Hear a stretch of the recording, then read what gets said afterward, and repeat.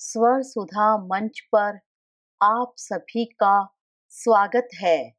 आज सुनिए हिंदी साहित्य जगत की जानी मानी लेखिका सूर्यबाला की कहानी गौरा गुणवंती। अचानक लगता है अथाह वात्सल्य से भरे दो होंठ मेरी हथेलियों से चिपक गए हैं। हथेलियों पर पड़ी आड़ी तिरछी व्यस्क रेखाएं धुंधली पड़ती जा रही हैं। सगाई की चौतरफे हीरे वाली दमकती मेहंदी रची नन्ही हथेली गुलाबी सी हो गई है और उन पर वही होंठ, उन होठों के ममत्व से रची है ये मेहंदी की बेलें। मैं छज्जे आंगन कहीं भी खेलती रहती, आवाज आती, कौन बेटा मुझे सुरती खिलाएगा। सब खेल में मस्त रहते, मैं धीरे धीरे पहुंचती। ताई मेरी नन्ही हथेली पर सुरती की शीशी उलटकर सीधी करती, फिर अपने दोनों हाथों से मेरी हथेली मुंह तक ले जा सुरती फांक लेती। धीमे से मेरी हथेली चूम कर हाथ ऊपर उठाकर इशारा करती, इतना बड़ा सा हो जाए मेरा बेटा। लाड में ताई के मुंह से अक्सर ही बेटा सुनती और अपनी गीली सी हथेली फ्रॉक में पहुंचती, शर्माकर खेलने भाग जाती। ताया की तेरही बीत चुकी थी। मेहमान एक एक कर जा चुके थे। ताई के हाथों में पहलदार कांच की रंग बिरंगी चूड़ियों की जगह उनके टूटने के खरोंच भरे निशान थे। बदन पर एक कोरी सादी धोती, माथे दपदपाती लाल इंगुर की बिंदी के बिना उनका सूना चौड़ा माथा देखकर मन सिहर जाता था। रीति सूजी आंखों से सोनी दीवारें निहारती ताई बैठी थी। मैं 6 साल की अबोध बच्ची कैसे ताई का दुख घटाऊं, कुछ समझ में न आया। तो आले से सुरती की शीशी उठाई, सहमे कदमों से आकर उनके हाथों में दे दी। उन्होंने सूजी आंखों से मुझे देखा, फिर एक विषाद भरी मुस्कान बलात् अपने होठों पर खींच नाम मात्र की सुरती मेरी हथेली पर रखी, हथेली मुंह तक ले गई और उसी तरह चूम लिया। जा खेल कहकर उन्होंने देखा तो मेरी नन्ही आंखों में आंसू थे। होले से पास खींचकर पूछा, क्या बात है? मैं अब चली जाऊंगी न। कहाँ? गांव, अम्मा के पास। क्यों जाएगी क्यों? मैं आई तो ताया जी मर जो गए। उन्होंने खींचकर मुझे लिपटा लेना चाहा पर रुक गई। फिर दोनों कंधे प्यार से छूकर बोली, तू क्या जाना चाहती है? नहीं तो, लेकिन बीथी सुमन कह रही थी। क्या कह रही थी? कि मम्मी कह रही थी कि तुम तो अब अपने गांव चली जाओगी न। ताई उसी संयत भाव से मेरे माथे पर हाथ फेरते हुए बोली, ना, तू जब तक चाहे मेरे पास रहे। जब तेरा जी घबराए तो बताइयो, तेरी अम्मा के पास पहुंचा दूंगी।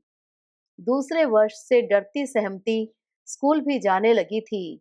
भाभी के बच्चे रोते, जिद करते, बहलाए जाते, उन्हें पैसे मिलते, पर मैंने स्वभाव से भीरू होने पर भी मन पक्का कर लिया था। एक दिन ताई ने धीमे से समझाया था, पढ़ लिखकर गुणवंती बनते हैं, समझी न गोरा बिटिया? किसने कहा? मास्टरनी मारती है। अरे, जो तू अच्छे नंबर लाएगी ना तो इनाम मिलेगा, समझी? मैं चुपचाप सहमी सहमी सिर हिलाती रही। सुमन नाम लिखाने के बाद से स्कूल जाते समय रोज चीखती चिल्लाती थी। शायद इसीलिए ताई ने मेरे मन की दहशत भांप ली थी।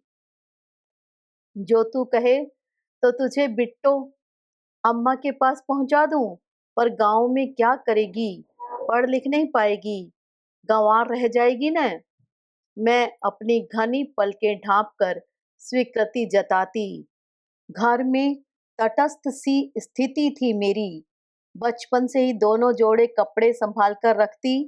बीथी सुमन लड़ती रहती, तब तक मैं रसोई के कोने में पीतल का पुराना टिफिन लिए खड़ी हो जाती। हेलो, गोरा बिटिया आ भी गई। तुम सब लड़ती रहो।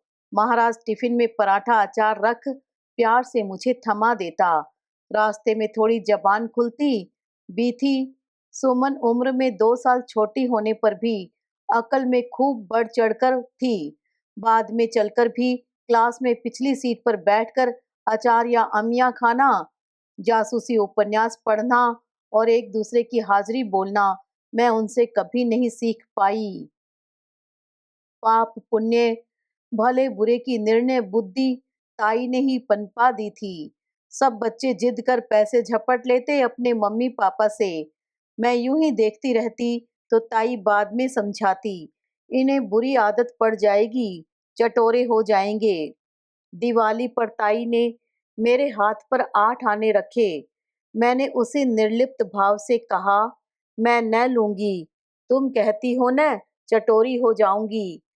ना एक दिन से कुछ नहीं होता, सो भी थोड़े पैसों से नहीं, तो इसकी खट्टी मीठी गोलियां खाइयो। पटाखे पुटुकी मत खरीदियो। सब पटाखे छोड़ेंगे तो तू भी देख लेना। हाँ। मैंने उसी तरह सिर हिला दिया। ताई बिल्कुल ठीक कहती हैं कि पटाखे छुड़ाने से हाथ भी तो जलने का डर रहता है। सब तो छुड़ाएंगे ही, देख लूंगी। दिवाली के 2 दिन पहले भाभी को जैसे कुछ ख्याल आया। एक पीला फ्रॉक बाजार से खरीद लाई। ताई ने समझाया, इसे थोड़ी देर पहनकर उतार देना। अच्छा, छुट्टियों में अम्मा के पास जाइयो यही पहनकर। मैंने वह फ्रॉक तह कर संभाल कर रख दी थी। गांव जाकर अम्मा को शहर की सारी नई नई बातों के अतिरिक्त 30 तक गिनती, पूरा कै ख ग और चंदा मामा वाली कविता सुनाऊंगी। मेरी कल्पना में अम्मा भरी आंखों मेरे सिर पर हाथ फेर रही थी और सोते समय ढेर सारा तिल का तेल माथे पर दापती रही थी। आते समय अम्मा से मांगकर बेसन के लड्डू, लैया और ओले लाऊंगी, ताई और बीथी सुमन के लिए। अगर अम्मा ने अपने पास रुकने को कहा और अम्मा के दुबले हाथों की प्यार भरी थपकी याद आई। नहीं, अम्मा से कह दूंगी, पढ़ लिख कर गुणवंती बनूंगी। बड़ी होने पर जब गांव जाऊंगी तो अम्मा के लिए एक साड़ी ले जाऊंगी। पर गांव जाने की नौबत ही नहीं आई। दिवाली के चौथे दिन ही स्कूल से लौटी तो गांव से नाई आया था। घर में गुमसुमी थी। ताई जैसे बुखार में बुत सी मोटी चादर मुंह पर डाले पड़ी थी। मुझसे कोई न बोला। सब जैसे मुंह चुरा रहे थे। नाई शाम को चला गया। हर कोई अजीब भेद भरी करुणा दृष्टि से मुझे देख रहा था।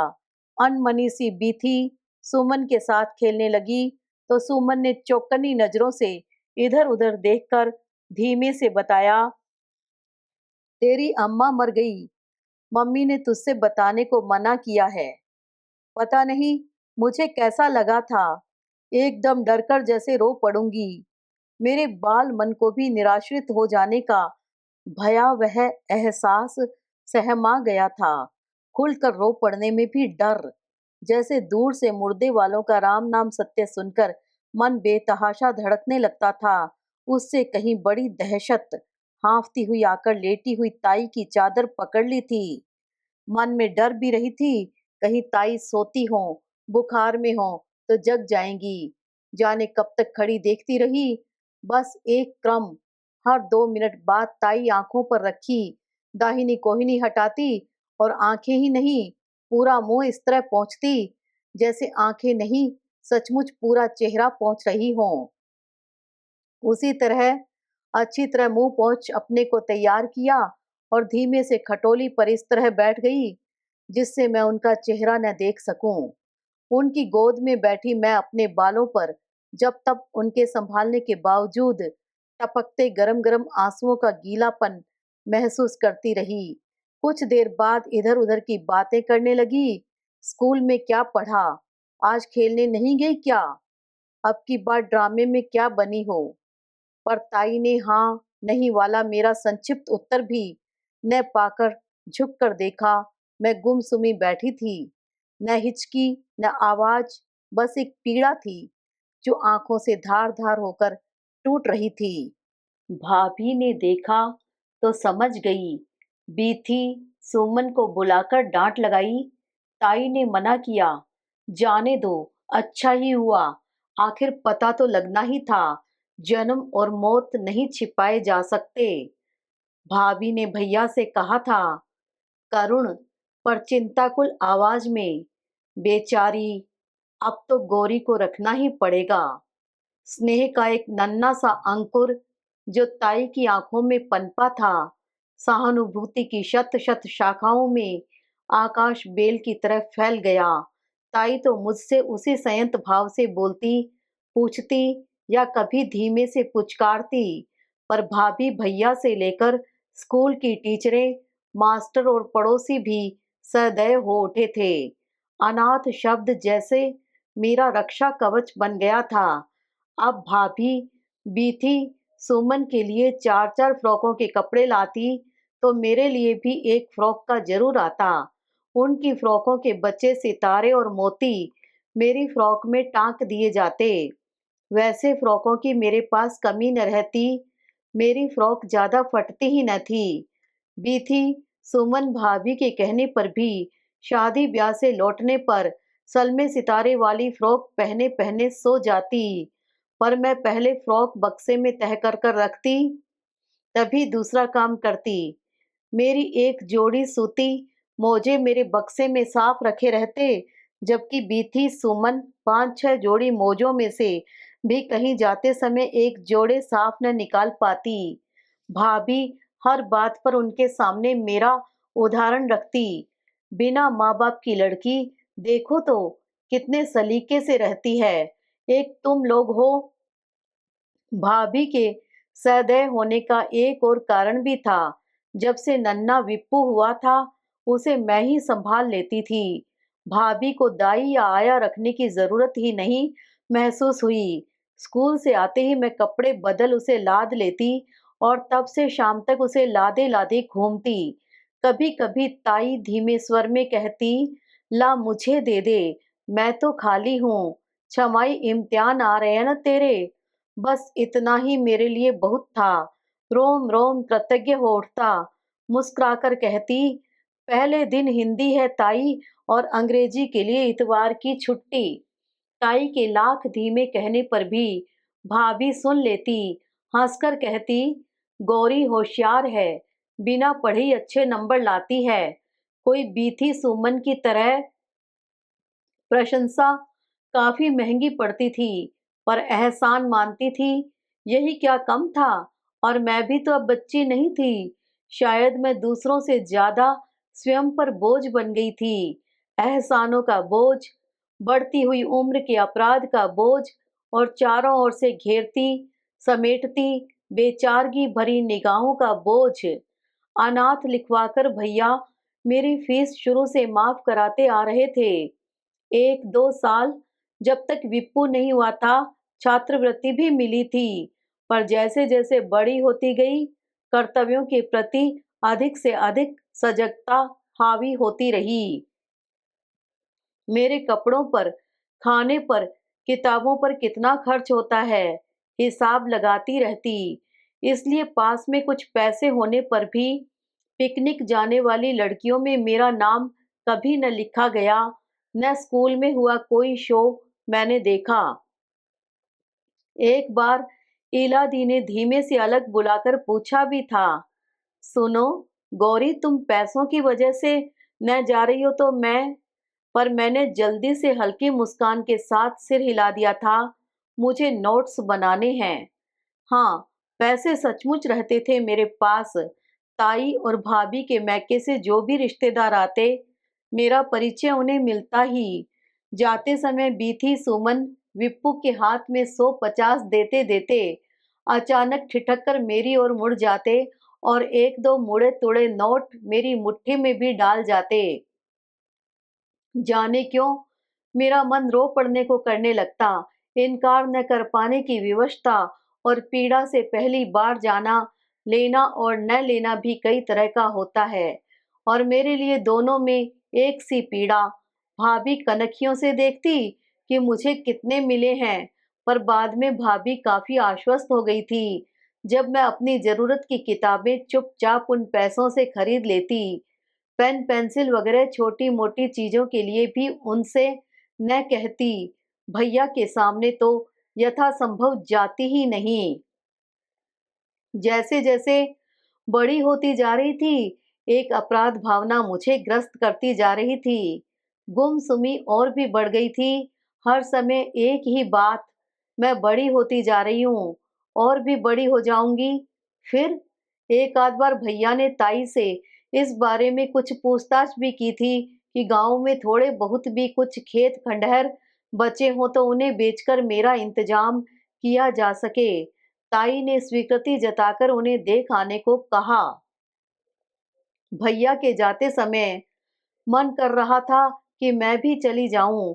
12 साल पहले छोड़ा हुआ अपना घर, अम्मा का चूल्हा चौका, संदूकची, आले पर रखी हनुमान जी की तस्वीर और आरती की मटमैली पोथी, भर भराकर गिरती मिट्टी और सीलन भरी कोठरियों वाला अपना घर, जिसकी एक कोठरी में अपने पिता को घातक रोग से खांस खांस कर दम तोड़ते देखा था, और वह कोठरी जिसमें सहम दुबक कर अम्मा के साथ सोती थी। सुना ऊपर की दीवार ढह जाने से मलबे में दब गई थी। उसी से सटे गलियारे में लाल पीले हरे नन्हे लहंगों, साड़ियों के गुदड़ों से भरे गुड़िया के डिब्बे और खटोलियां होती थी। उसी के बक्से में मेरी चोटी गूंथने के लाल पीले रिबन भी होंगे, गांव की हाट से खरीदे हुए। उनसे ही अम्मा मेरी चोटी गूंथती थी। लाल पीले रिबनों की यादें और अम्मा की यादें। भैया 2 दिनों बाद लौट आए, धूल भरे थके से। भाभी के पूछने पर बोले, बेकार हुआ जाना, थोड़ी बहुत जमीन थी भी, आसपास के किसानों ने दबा ली। अब उनसे मुकदमेबाजी करूंगा तो लेने के देने पड़ जाएंगे, पर घर तो था। घर हूँ। भैया के चेहरे पर व्यंग्य अधिक था या झुंझलाहट, पता नहीं। खंडहर से भी बढ़कर बस जमीन और टूटे फूटे काठ कबाड़ों का मलबा किसी तरह पंचायत से कह सुनकर बिकवाया। अभी तो पंचायत ने ही ले लिया है 9,000 पर। बस 9,000? भाभी निराश स्वर में बुदबुदाई। जूते निकालते हुए भैया ने ताई को सुनाने के लिए भी कहा था। 9,000 में तो चपरासी भी नहीं जुटेगा। मनकों पर चलती उंगलियां एक क्षण को रुकी और वही संयत स्वर उभरा, सबके भगवान हैं। और भाभी भैया के चले जाने पर शायद मुझे और स्वयं अपने को एक साथ राहत देने का प्रयत्न करती रही थी, जैसे मैं अकेली नहीं, बेसहारा नहीं, कहीं ताई और उनके ईश्वर भी हैं मेरा दुख बांटने को। सब अपने भाग का खाते हैं। 2 घंटे पहले ही उस दिन पूजा पर बैठ गई। कितनी देर तक सुनती रही।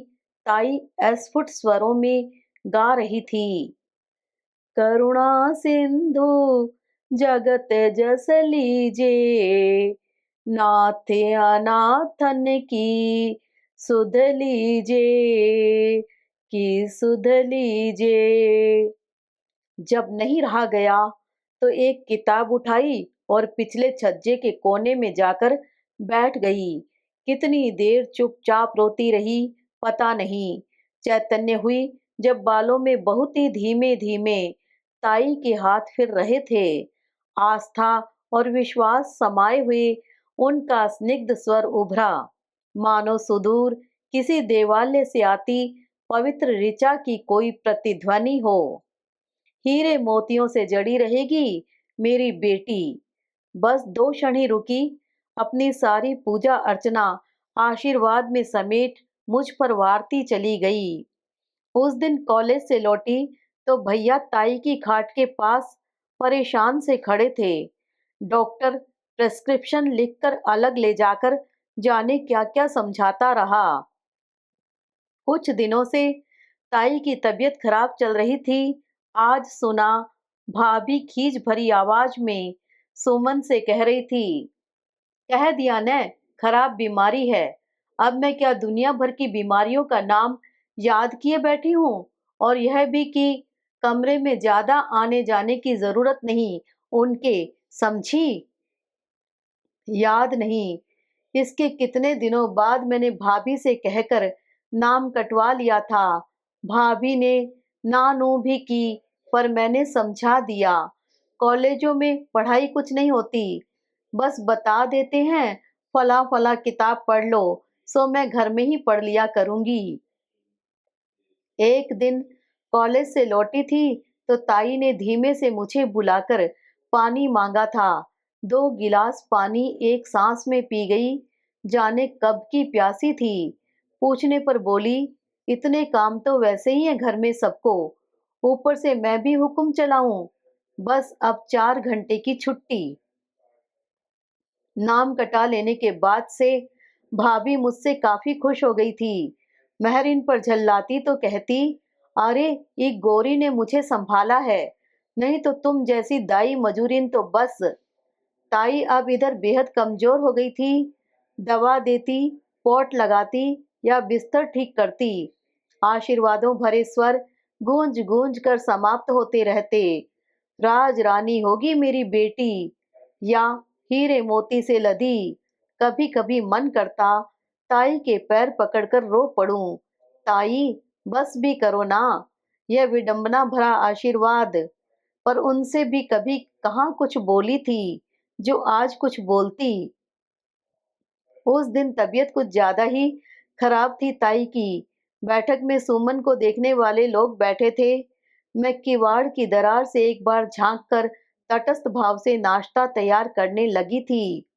गैस पर चाय का पानी चढ़ाकर ताई के लिए दूध ले जा रही थी कि आंगन की ओर आती 2 संभ्रांत महिलाओं को देखकर ठिठक गई।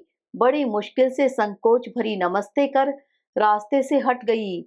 कितने दिनों से मेरी यही आदत बन गई थी, किसी के भी सामने पड़ जाती तो लगता कोई अपराध कर डाला हो। मन आहत होता सो अलग। उन्हें भी शायद आश्चर्य हुआ, यह यह आपकी बड़ी लड़की है। भाभी ने बड़ी कुशलता से प्रश्न संभाल लिया। मैंने बचपन से पाला है तो मेरी ही हुई न। मैं चली आई। भाभी उन लोगों से बातें करती रही थी। बाद में देखा तो वे लोग ताई को देखने भी चली आई। मैं सिमटी खड़ी रही कोने में, उन लोगों से शिष्टाचार के नाम पर बैठने को भी न कह सकी। हमेशा ही ऐसा होता था कि भाभी जब किसी से मेरी अनाथ गाथा दोहराती थी, सहानुभूति और दया से भरी दृष्टियां मुझ पर उठकर मुझे और भी अनाथ कर जाती थी। और अब तो धीमे धीमे इस दया और सहानुभूति को झेलने वाला जीवट भी चुकता जा रहा था। लेकिन जाते जाते उन्होंने आशीर्वाद देकर मेरी ओर एक स्नेह भरी दृष्टि डाली थी। मुझे थोड़ी राहत सी मिली थी। दूसरे दिन घर में जैसे तूफान आ गया था। भैया रगड़ रगड़ कर जूतों पर पॉलिश कर कोट झड़वाकर राय साहब के यहाँ पहुंचे, और जब 2 घंटे बाद लौटकर उन्होंने बताया कि राय साहब अपने दूसरे बेटे सुमित की शादी गौरी से करना चाहते हैं, तो भाभी का मुंह खुला का खुला रह गया। काफी देर बाद उन्होंने लंबी सांस खींचकर कहा, तकदीर किसी की कोई नहीं जानता। भैया ने कहा, और क्या? अरे, मेरी तो बीती सुमन के लिए ही उनके पास जाने की हिम्मत नहीं थी। कहाँ वे लोग, कहाँ मैं। और राय साहब की बीवी तो ऐसी ही चली आई थी सुमन की सास के साथ। खैर चलो, सुमन की भी ठीक हो गई, गौरी की भी। भाभी ने एक ललक भरी आह ली थी। घर ही नहीं, सारे मोहल्ले में बस एक ही बात, गौरी की शादी राय साहब के घर। वाहरी तकदीर। सुमन ने पास आकर कुछ अजीब से स्वर में जबरदस्ती खुशी लपेट कर कहा था, बधाई हो गौरी। दवा पिलाने के लिए गर्म पानी लेकर पहुंची तो ताई तकिए से उठंगी आकाश की ओर हाथ जोड़े बैठी थी। खिड़की से झांकते आकाश के उस छोटे से टुकड़े के माध्यम से ही उन्होंने शायद ईश्वर तक अपना संदेश भेजा था। उस क्षण भी उनकी आंखों में न हर्षातिरेक के आंसू थे, न होठों पर मुस्कान, बस एक सौम्य कृतज्ञ भाव था। मैं खड़ी खड़ी देखती रही ताई को, उनकी जगह जगह संभाल कर सिली पुरानी सफेद साड़ी को। अरसे से भैया ने जब भी पूछा, हमेशा एक ही उत्तर था, धोतियों की जरूरत नहीं उन्हें। कभी कभी धीमे से मुझे बुलाकर कहती, मेरे पास कुछ धोतियां रखी हैं, तुझे चाहिए तो ले ले, क्रोशिये की बेले लगाकर पहन लेना, नहीं तो रंग लेना। पान तो ताई ने कितने ही दिनों से छोड़ रखा था, पर इधर देखती आ रही थी कि उनकी सुरती भी खत्म होने का नाम न लेती। भैया कभी कदा पूछते तो जवाब मिलता, नहीं अभी तो होगी ही। पर मैं साफ देखती, शीशी पर केवल कत्थई निशान भर है, जो अंदर के खालीपन को छुपाने में ताई की मदद कर रहे हैं। बीमारी में रात रात भर खांसती और सुबह भैया के हाल पूछने पर कहती, आज रात भर खांसी नहीं आई, खांसी की दवा लेने की जरूरत नहीं। दवा की खुराकें कम करना उनके बस का न था, क्योंकि मैं ठीक समय पर पूरी खुराक चुपचाप उनके मुंह में डाल देती। वह कुछ भी किफायत न कर पाती। मैं सब देखती थी, समझती थी। मेरे बोझ के पत्थर को ताई तिल तिल कर काट रही थी, और ताई के साथ उनके ठाकुर जी भी तो खट रहे थे। सुबह पूजा के प्रसाद के लिए पेड़े आने बंद हो गए थे। बस चुटकी भर शक्कर पर ठाकुर जी गुजारा कर रहे थे। मेरी लगन पड़ चुकी थी। दवा पिलाती या पॉट लगाती तो ताई मना करती, अब तेरी लगन पड़ गई है, यह सब नहीं करते। कभी नहीं बोली तो अब कैसे बोलती, पर चुपचाप उसी तरह करती रही। रस्मों के लिए बुलाई जाती तो जाती, और दौड़कर फिर उसी कोठरी में कि यहाँ सूना है, कोई आता जाता नहीं। आंगन से आती सुहाग भरे गीतों की आवाजें मेरी गुमसुमी को दुलार जाती। गोरा लेके उड़बो, अरे गोरा लेके पड़बो, गोरा लेके चढ़बो आकाश, ऐसने तपस्या के नाही, गोरा बिहब बर गोरा रहिए कुंवारी। अपनी गौरी को लेकर बन बन बिचरूंगी, आकाश पाताल ठाऊंगी, पर ऐसे भुजंगी तपसी के हाथ में उसका हाथ न दूंगी। इससे तो अच्छा है कि वह कुंवारी ही रहे। वह आखिरी कुंवारी रात थी। कोहबर से उठाकर अभी अभी नाइन कोठरी में बिठा गई थी। हल्दी रंगी पीली साड़ी, कलाई में सुपारी की गांठ और दूब के कंगन बांधे, हाथ पैरों में हल्दी के उबटन लगाकर लौटी तो भीगी भीगी सी ताई का दूध गर्म करने लगी। दूध लेकर पहुंची तो ताई की दाहिनी कोहनी उनकी आंखों पर थी। कोठरी पहले की तरह ही निस्तब्ध, शांत। ताई, शीशियों की खत्म होती खुराक, सिलवटों पड़ा बिस्तर, धुंध सी हल्की बत्ती जल रही थी। झरोखों से छन छन कर आती फागुनी हवा और चांदनी के रेशे बिखर रहे थे। जाने कब तक खड़ी खड़ी ताई दूध लाई हूं कहने की कोशिश करती रही। कितना कुछ गले में अटक सा गया, कितना कुछ अंतस में उफनने लगा, जो ताई कहते ही उमड़ कर बह चलेगा। उन्हें मेरी आहट मिली। संभल कर धीमे से कोहनी आंखों से हटाई और दूध का प्याला ले लिया। कुंवारी और उनकी अपनी गोरी के हाथ का आखिरी दूध अपने को बहंटिया रही थी, पर हर घूंट उनके कंठ में अटकी जा रही थी। अचानक जैसे अंतस का सब कुछ उमड़ कर बह चला। मैं पाटी पर सिर रखे फफक रही थी। सारी देह सिसकियों के झकोरे में हिल रही थी। ताई के हाथ उसी संयत भाव से मेरे बालों में फिर रहे थे, और उनके अनचाहे वही पहचाने आंसू मेरी सुहाग की चोटी में गिर गिर कर गुथे जा रहे थे। आंगन में औरतें मंडप जगा रही थी और सुहागिनें आशीष गा रही थी। अमवा बौर जस बौरो, इमली जस झपसो, बेटी पुरैन जस दहलेऊ, कंवल अस बिगसो। मेरी बेटी, तू वैसे ही सुखी और संपन्न हो, जैसे वसंत में बोरों से लदी अमराई, जैसे झोंपों में लदी इमली, जैसे ताल में दह लेती कमलिनी, जैसे सुबह के विकसित कमल, हाथ में कांपते हुए तार में टंकित शब्द, धुंधले होकर जैसे ताल में दह लेते पुरैन के पत्ते बन गए हों, और फिर सिमट कर एक नन्ही हथेली जिस पर चिपका है दो आशीर्वाद भरे होठों का अपार ममत्व। अभी आप सुन रहे थे हिंदी साहित्य जगत की जानी मानी लेखिका सूर्यबाला की मर्मस्पर्शी कहानी गोरा गुणवंती। आशा है कहानी आपको पसंद आई होगी। कृपया चैनल को सब्सक्राइब करना न भूलिएगा।